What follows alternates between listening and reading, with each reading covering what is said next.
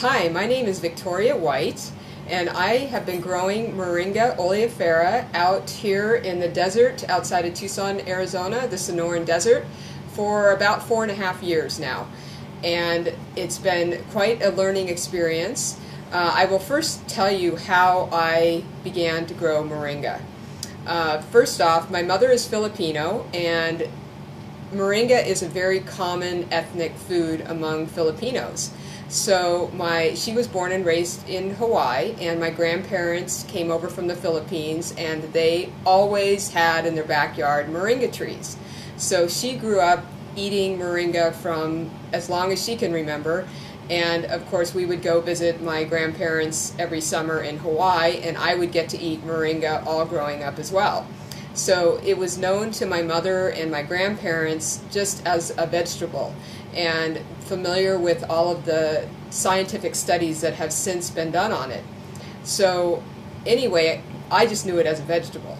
So what happened is I used to always go out there and love to eat it, and my favorite thing to eat was these pods, which this is a dried up seed pod, but when this is green, it's a very good vegetable. It can be boiled, and then the inside of the flesh can be scooped out and eaten. It's kind of like a squash, or like what can I even compare it to? Like a summer squash, I guess, or an okra kind of, but it doesn't really have that okra texture to it. Very flavorful. So my relatives knew that I loved this, and even if it wasn't in season, they would make sure they had plenty of it in their freezer, so when I did come out and visit, I would get to have a lot. So I always loved it, and they knew I always loved it. So anyway, I was born and raised in Oregon, and moringa does not grow in Oregon, so it wasn't something I would have had in my own backyard. Now, what happened is I got reintroduced to it about 5 years ago.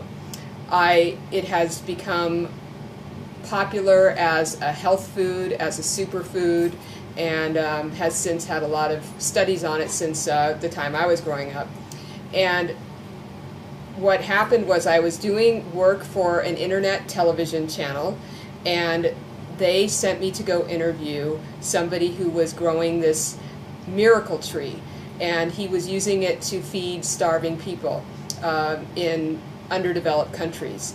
So in order to prepare for the interview, of course, I needed to do some research so I could ask intelligent questions. Well, it turned out it was the moringa, and as soon as I saw the picture, doing the Wikipedia and all those searches online, I knew immediately it was what I loved and what I had called as moringai.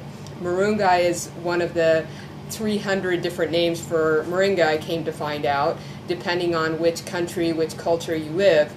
And so I was astounded when I started reading more about it, how beneficial it is in so many different areas, and why it was called the miracle tree. So I went and I did the interview, and the guy that I interviewed actually gave me some seeds. These are the moringa seeds. And he gave me maybe, I don't know, 100 seeds or something. And I started growing them, and they germinated great. And then I wanted to look I was so intrigued about this plant that I started looking around the local area to see if there were any nurseries that carried it, or who knew about it, how to grow it, if there was anything I needed to do. And I came to realize that nobody knew anything about it. It wasn't in any of the nurseries. The only thing I did find was down at the University of Arizona in downtown Tucson, there was actually a mature moringa tree, which made me really excited because I knew at least if it's growing in Tucson, I should be able to grow it. So my journey about discovering how to grow it kind of blossomed from there, both from my own experience and also starting to do more research with people who are growing it in various areas. There wasn't a lot on it about growing it in the desert, so I really had to learn from experience what happens with the moringa. And one of the things I discovered is that it is very sensitive to freezes. And we can get down into the 20s, the teens, at times, not all the time, but it normally does freeze here where we live. And so what happens with our trees is they actually will die back in the wintertime and then come up from the roots the next year. So you don't have to plant another tree. You can have your same tree and just know that it's okay that it dies back, and then it will come out the next year. And so we've been doing this for over 4 years, and I've seen this cycle repeat itself again and again and again. So I'm pretty confident that we can grow it here. We're right on the edge of being able to grow it. The main thing is, as long as the ground doesn't freeze, the roots will survive and the tree will survive. So if you live in an area where it actually does freeze, the ground does freeze, then you know that your tree is pretty much not going to survive the winter time. There are people I've heard in northern climates where it does get so cold that happens, where they will just grow them as an annual. Because one of the amazing things about this tree is that it is one of the fastest growing plants on the planet. So our trees, from the spring when they start coming out again from the roots, the ones that we planted outside, to about the end of the season, which is around Thanksgiving when we start getting our first freeze, I'll be harvesting the leaves throughout the season, and then towards the end I'll just go and cut as much as I can, harvest it, dehydrate it, freeze it, make it into powder, do whatever with it, and the trees will be 15 plus feet tall. So I can tall trees in just that 1 6-month period. And one thing that I find is that the trees do tend to come out of dormancy when it starts getting warm. And what I have just observed is that when the nighttime temperatures here get above 70 degrees is where I start seeing these trees look like they're growing overnight, you know, inches at a time each day. So that's one thing to consider, is that if you don't see the tree automatically starting to come up on the first day of spring, it could be because your temperatures aren't warm enough. I've seen them start coming out of dormancy in June, even as late as July, and they'll still get 15 feet tall by November. So not to get discouraged about growing moringa if you feel you're right on the edge of being able to grow it like we are here. So some of the other amazing things about moringa is it is filled with nutrients. It's amazed scientists because of not only the variety of nutrients in it, but also the concentrations of those. An example is it's been said to have 6 or 7 times the vitamin C ounce per ounce that oranges have, 4 times the calcium that milk has, 3 times the iron that spinach has, 3 times the beta carotene that carrots have, 3 times the potassium that bananas have. These are all things that we know of to be some of the highest concentrations of those vitamins, you know, and minerals. This is even greater than those foods.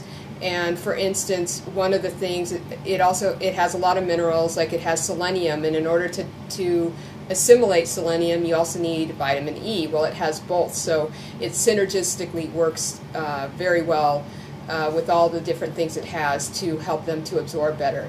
It's got all the essential amino acids, and it has about 18 of 20 of the amino acids total. I think there's 9 essential amino acids, of which it has all of those. And it's full of antioxidants, and it's just an amazing plant. So and then it grows fast. The other thing is it can grow in harsh environments that a lot of other things can't grow in.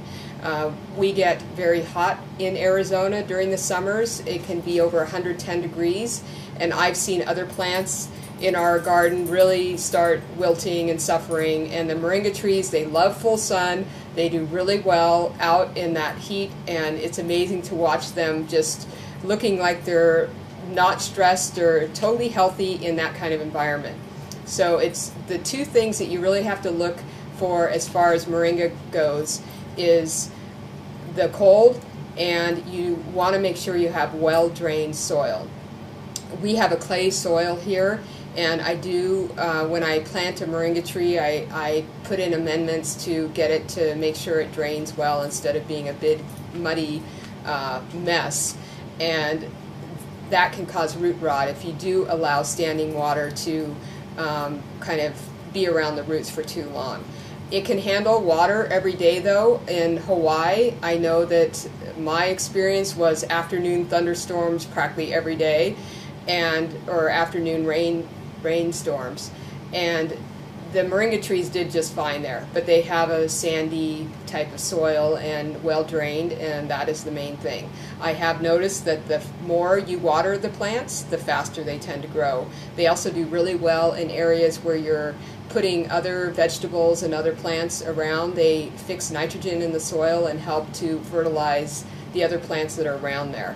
I had watermelons growing around them a few years ago, and I had 40-pound watermelons. It was amazing. So they can handle being in drought conditions, but they really like the water. I have read on the internet that about 12 inches is all they require. I would tend to think they need more than that. It may also depend upon the climate. If you have a more humid, not as hot environment as we get here in the Sonoran Desert, you could maybe get away with that because you're not going to have evaporation happen so quickly, and you've got that humidity. But we just get so dry, and the sun can evaporate whatever water's being put in the ground very quickly. So I can even water every other day or every day, depending on what else is around the tree. Obviously, if it's in my vegetable garden, then they're getting watered every day, no matter what.